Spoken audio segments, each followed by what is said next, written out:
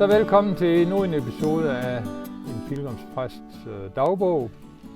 Og jeg er faldet i snak med McLaughlin, som arbejder på Pilgrimshuset i Maribo, som kommer oprindeligt fra Irland, og derfor taler vi på irsk eller på engelsk. Men han forstår meget dansk, og er også ved at lære at udtrykke sig. Men lige til det her, så bliver det for langsomligt og for vanskeligt. Men han har været her i Danmark i 5 år, er dansk gift med Marianne, er født i 1964 og har været omkring jo hele formationen og informationen omkring at blive broder eller oblat i den katolske kirke, og også katolsk præst, og har været i forskelligt arbejde rundt omkring i verden med en stærk social dimension. Og nu er vi ved at komme til det tidspunkt i livet, og velkommen, Kevin. Mm-hmm. So we are now where you have had 3 years of study and writing and thinking about this masters in theology and ecology. And talking with you, it's like part of you dive into the experience of this created stuff and the felt sense of it, and then also you want to understand. You have this inner professor that wants to understand and challenged by that. And now you are in this new, could you say, through your information, you are now on this new knowledge and this new level, in a sense, and this new plateau. And so, and in this episode, we need to hear how did you come to Denmark, and what brought you here, and what make you this break up from the brethren, but you just tell it in your own logic, but as you understand it. So it's just to say this would be the pattern here.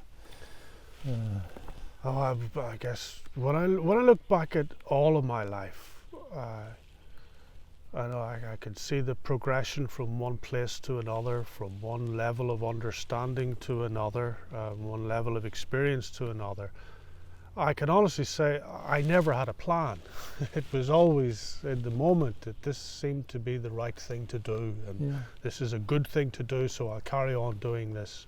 And a lot of the changes that happened weren't necessarily by my choice. It was by nature of the fact that I belonged to a community and I was needed somewhere else, or I had done my work here, it's time for a change. So, and I accepted that. It's part of the life. So I never had a plan. No, you don't, not a career plan. 2 years there, then boom, boom, boom. Yeah, it was just doing the next thing. But in retrospect, I can see that the period of studies that I went began a certain estrangement from the congregation. And given my own personal history and recovery from alcoholism, for example, I had a kind of renewed determination to be authentic to myself, whatever the cost, because the cost to deal with not being authentic was too much. I was terrified of going back into drink, or of giving up, of losing the spark that was giving me energy and joy in life. And I can see this. The studies began that. Yes, I became interested in this. That in a sense, alcohol has covered something, and when you that was hurtful, and when you took away the anesthesia, you actually dealt with your hurt, and that. From that reconciled place, a spark came, some life came forward, yes. The one thing I understood was that I've always been an introvert, in the sense that when I need to recharge, I need time alone. and the best place for me to have time alone is in the world of nature. And I understood that, and I accepted that, and I could see that it's important that I respect that, because somehow that's the way I'm built. And doing that, you know, in the period of studies, I was actually living alone at that time. I was part of a community, but I was given the brief to, look, go and run with this. And I did. And so I spent a lot of time reading, writing, thinking, a lot of time in the hills above Dublin, a lot of time meeting people involved in ecology and nature and religion in all kinds of ways, and going where the studies was kind of awakening my interest. Yeah. And it wasn't so much, there was a lot of academic, and it's important to have an academic grounding, but it was more the feeling, the direction, the sense of wonder and discovery that it was awakening within me. And it was so different from what I was used to before, because I had time. And as a member of a community, I didn't have to worry about so many things like income and paying rent sort of stuff, because I was part of a community. It's one of the joys of religious life, is that you, when you're giving the freedom to do something, you can do it 100% with absolutely no distractions. And I was hungry for exploring this world, and I took every opportunity that I could get.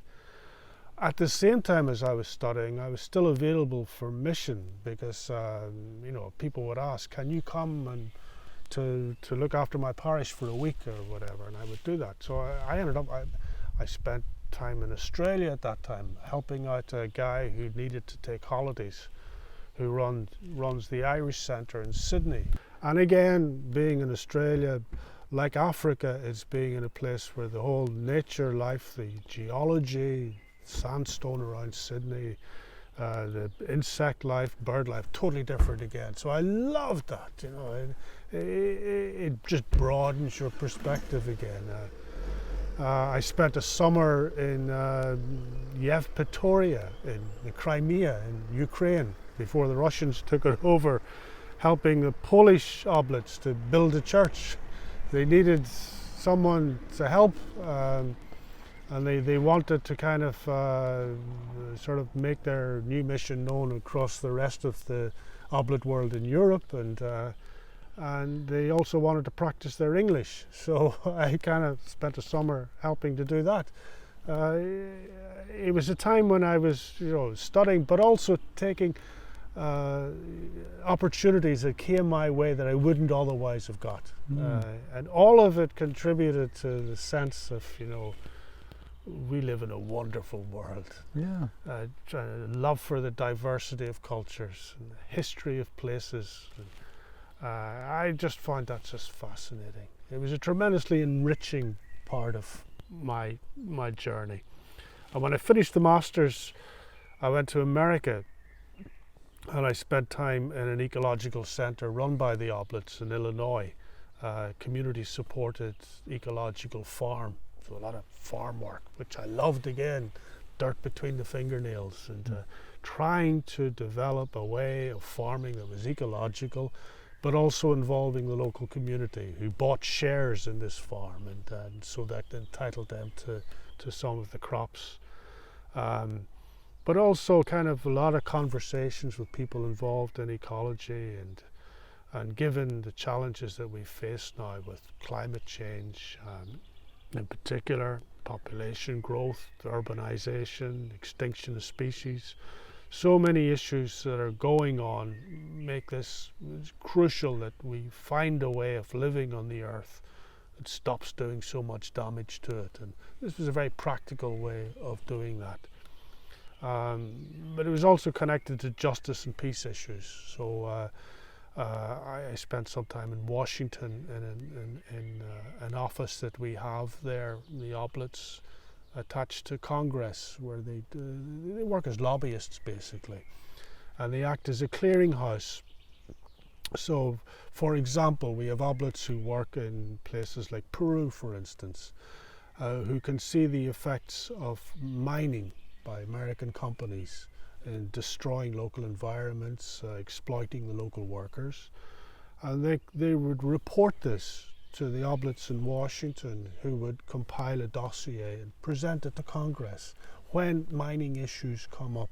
And it was quite a lot of success in that. Another way is they buy shares in companies in order to give them a voice. And at the annual share meeting, they would stand up and say, look, this company is doing this, and polluting this river in this place. And we have the photographs and stories from on the ground. And as a religious community, we have access to people's experience at a very grassroots level. And this was an attempt to bring this together to influence decision makers. But it was also interesting to see how Congress works and the World Bank, for instance. So this was all part of kind of looking, well, where am I going to fit into this with this kind of new knowledge and new awareness that we're developing? Is how can we use this to make a positive difference in the world on a practical level, as well as in the spiritual level of showing how God's creation is that we are a part of can be an enormous food for spiritual growth in itself, and teaching us about the nature of God and the nature of creation. So it was an exciting time of discovery, and the difficulty always was how to integrate that into our community mission. And I was becoming more and more separated from that. When I came back from America, that marked the end of my study period. And I was thinking, what am I going to do now? So I went on retreat to Glendalough, my namesake, a place that's always spoke to me. And halfway through the retreat, I had a fall and broke my leg. And I thought, oh, well, that was quite an experience. I'm lying in the ruins of the monastic village at 6 o'clock in the morning, nobody around, and simply couldn't move. It was quite a dramatic day. But I ended up basically being bedridden for 3 months. It was a really bad break. I just shattered the leg. So I went from traveling the world and full of new vision and everything to suddenly finding myself on my back for 3 months. And I said, look, you just have to get better, and then we'll see what we do after that. And again, it was a painful time. It was another life and death and resurrection experience. Yes, it's like Ignatius sitting in his bed for a month with his broken leg. My health just went. There's nothing I could do about it. You didn't plan anything? I didn't plan it. And then coming back, when I get a lot of physiotherapy and learning to walk again, I heard about this community that was new outside of Dublin called Antubber. And it was an attempt by various religious orders and lay people to come together to live in one house which had a certain amount of grounds, and to form a mixed community. It was a new thing. Communities tended to be either male or female, tended to be almost exclusively religious. This was an attempt to mix together. So I began to visit it, and I ended up moving in, and I was there for a year. And I was still kind of recovering from the broken leg, so I had a bit of a limp and all that. But I spent a year restoring a piece of woodland. That was my job, basically.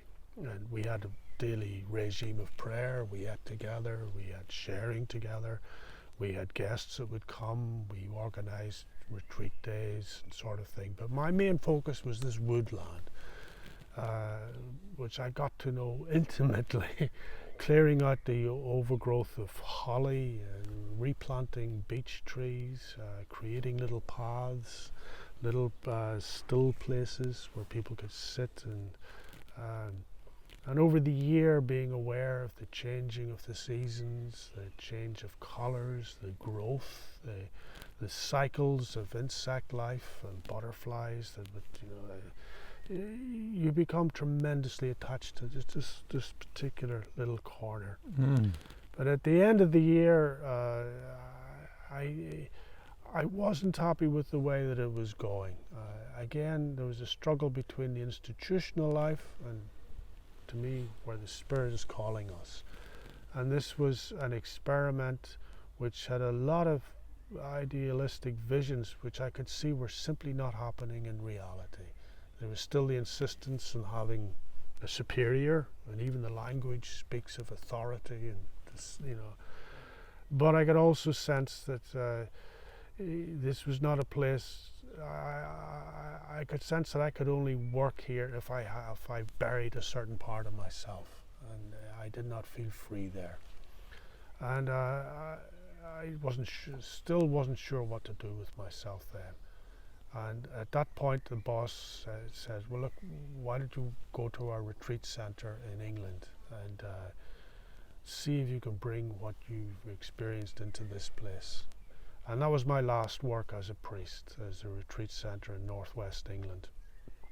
And during that time, I began to understand that one of the differences that was happening within me was that my work up to that point in parishes was almost totally exclusively focused on people, whereas now I had been opened up to the world in itself, in creation in particular, and the congregation was definitely very people focused.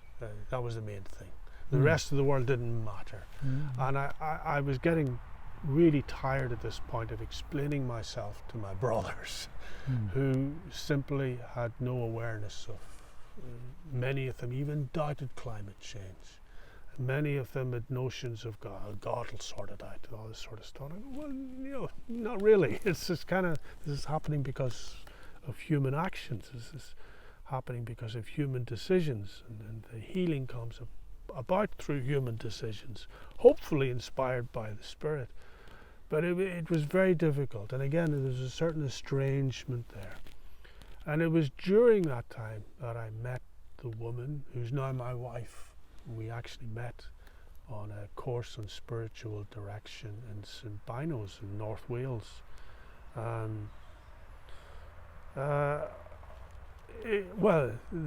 was definitely not planned from my point of view. But something happened between us. Something was there that was undeniable, that I had never experienced before. And all of a sudden I was presented with this choice in my life. I either kill this right now and carry on, or I run with it. And I prayed so hard and agonized about what to do. And I came to understand that what God wanted of me fundamentally was for me to be happy. God wants He wants all of us to be happy, fulfilled. And I knew that if I wanted to find happiness, I had to take this risk.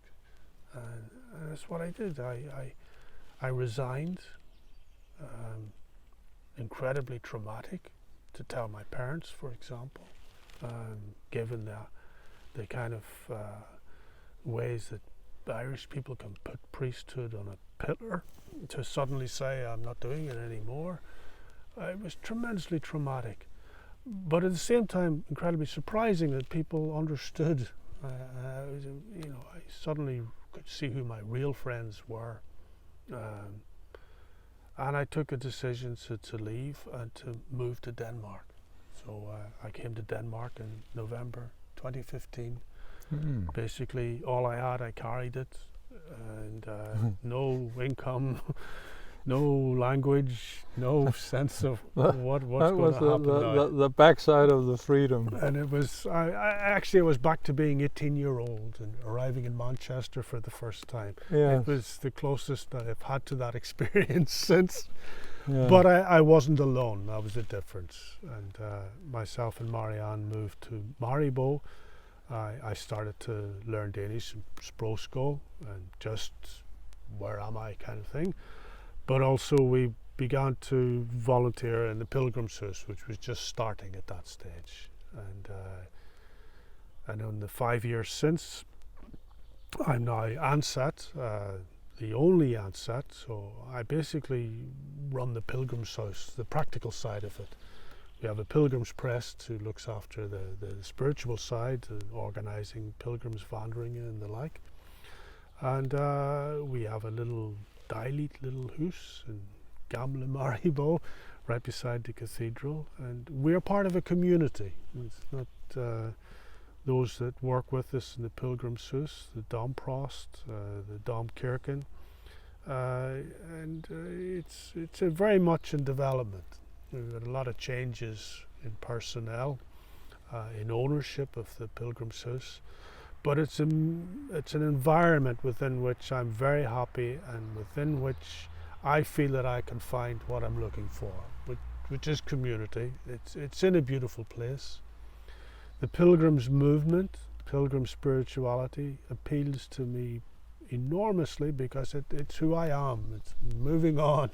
It expresses that the searching of the heart.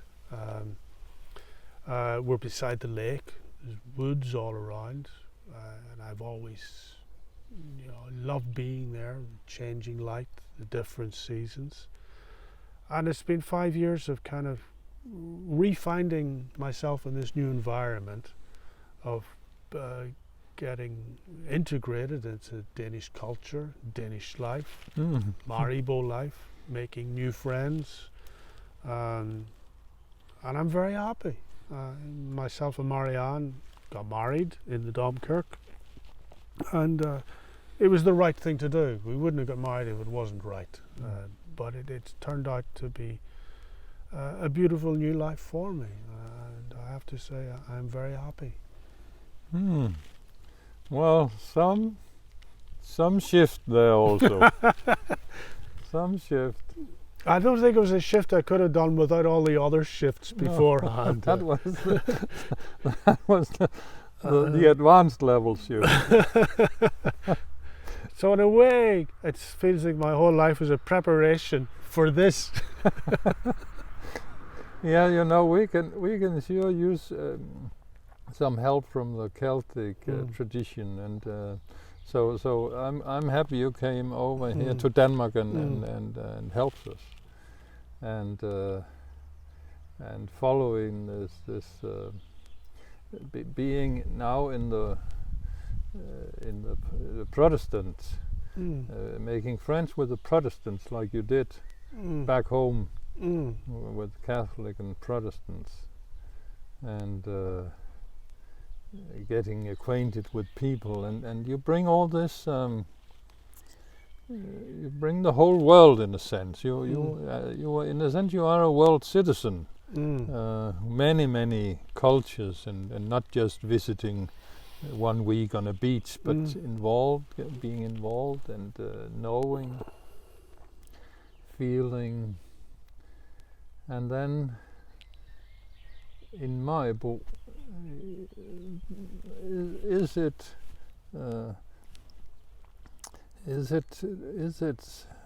some say, well, there's no small things, in the sense that everything is in everything. So the whole world is also in this community in Maribo, or how is it? As you say, many experiences made this possible, and to keep it alive. It's not just a place as such. It's also full of possibilities in life. And how do you sense that, experience that? Would you say? I think,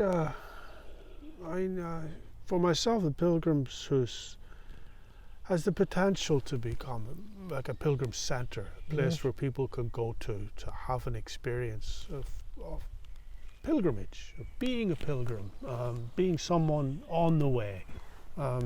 Given the history of the place, the St. Birgitta, the Pilgrimshuset is actually built in the ruins of the medieval monastery, predating the Reformation. And the church itself, the Domkirk, was actually the church of the convent, which has been refurbished and all. But so there's the physical history of the place. For me, we have basically the house consists of the cafe and the herberge. The cafe is becoming like a kind of meeting place for people where they can come have a cup of coffee, but it's a nice place to be, more focused on the local community. The herberge, we've got 4 rooms, 8 beds, brings in a lovely international community. It's one of the parts of the job that I love the most, is meeting people from Germany, Switzerland, Italy, France, from all over. Many of them on cycle tours, many of them are walking Santiago route, which goes through Maribo, or the Cloister route, which goes all around Denmark. To meet people like that and hear their stories, and to be able to offer them hospitality, that's tremendously rewarding for me. And then around the community that is growing up around us, and together with the Pilgrims Press, we have established a Pilgrims Walk every Wednesday. And we have other particular walks. Like we started Aftenwandering, where we meet in the Pilgrimshuset, and little prayer, reflection, go down to the lake, and in silence, come back, share on our day. Very simple, but something that the people who do it find very rewarding. We've started daily prayer in the Domkirk, for the first time for centuries, I think. And myself and Marianne, my wife, we organise 3 weekend retreats a year, and we also lead a Stila Day, one day every month, the Saturday, a whole day where we have a little prayer, little talk at the start, and then we go into silence. We go out in the Pilgrims Wandering. We come back, we can offer spiritual direction if people want it, or people can just take the time in the Domkirk or in the Andax room, which we have in the Pilgrimshuset. And then we come together for sharing our experience, little fellowspisning. We keep it simple. I still think there's a lot of changes need to happen within the local culture. They're wondering, what is all this? And I think there's a certain suspicion from regular church members. But what we're trying to do is give an expression to a form of spirituality which I believe answers a lot of people's needs in the world today. Need for community, need for authenticity, need for time out, need for letting go of the busyness, a need for appreciation of the beauty of nature that is around us, very much so in Maribo, and a sense of belonging to something outside of themselves, and in trying to create a community around that is the kind of path that I'm trying to walk on, both to belong to the community, but also to create it for people who've never had that experience before. So we're very much on the way, but the potential, I feel, is very good, and I'm happy to work with that. What a beautiful universe you describe. You take all these experiences, and now, in a sense, the whole world opens up, but they also, the pilgrimage come to you now. Yeah. You're not going to them, they come to you. So thank you, Kevin, for sharing your story here.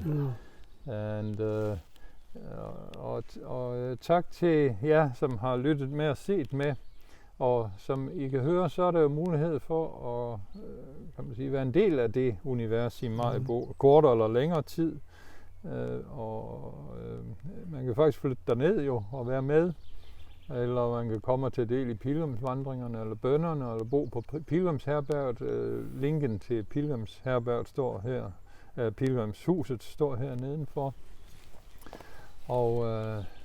Og hvis I vil se nogle af Kevins billeder, han fotograferer ude i naturen, og alt det han fortæller om bliver optaget af, så er det på Flickr. På Flickr, bare søg på Kevin McLaughlin, så finder I mere end I selv kunne lige drømme om, hvad der var flere tusind skønne billeder. Så tak for, at I så med og hørte med på den her del af en pilgrimspræsts dagbog, og velkommen tilbage en anden god gang.